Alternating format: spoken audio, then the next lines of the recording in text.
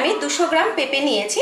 পেঁপের দানা এবং খোসাটাকে ভালোভাবে ছাড়িয়ে নিয়ে এইভাবে একটু বড় বড় সাইজের কেটেছি এবং এটাকে আমি খুব ভালো করে সেদ্ধ করে নিয়েছি।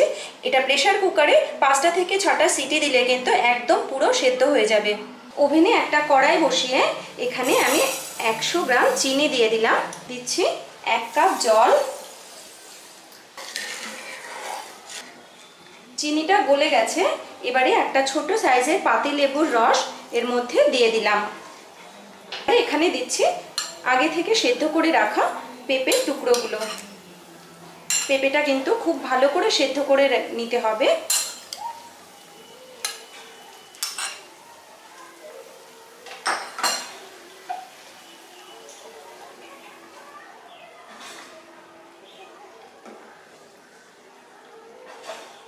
এটাকে আমি ঢাকা দিয়ে দেব 10 মিনিটের জন্য, যাতে পেঁপের মধ্যে চিনি এবং লেবুর রস খুব ভালোভাবে ঢুকে যায়।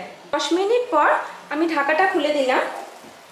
চিনির সিরাপটা কিন্তু অনেকখানি ঘন হয়ে গেছে।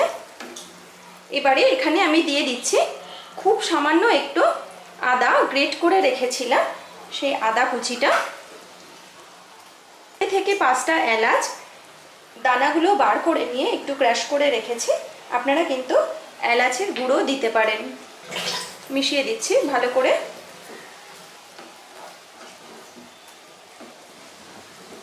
পেঁপের মোরব্বাটা কিন্তু আমাদের তৈরি হয়ে গেছে।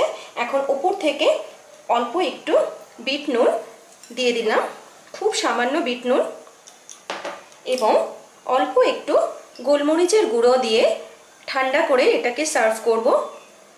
দেখুন দেখতে কত সুন্দর হয়েছে এবং এটি তৈরিও কিন্তু খুব তাড়াতাড়ি হয়ে যায়।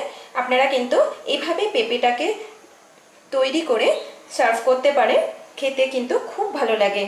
আর আজকের পর্বের এই ভিডিওটি আপনাদের যদি ভালো লাগে তাহলে একটা লাইক করবেন, ভিডিওটির নিচে শেয়ার করবেন এবং আমার চ্যানেলটি সাবস্ক্রাইব করবেন। সবাই ভালো থাকবেন বন্ধুরা। আমি ফিরে আসবো আবার কোনো একটা নতুন রেসিপি নিয়ে। নমস্কার।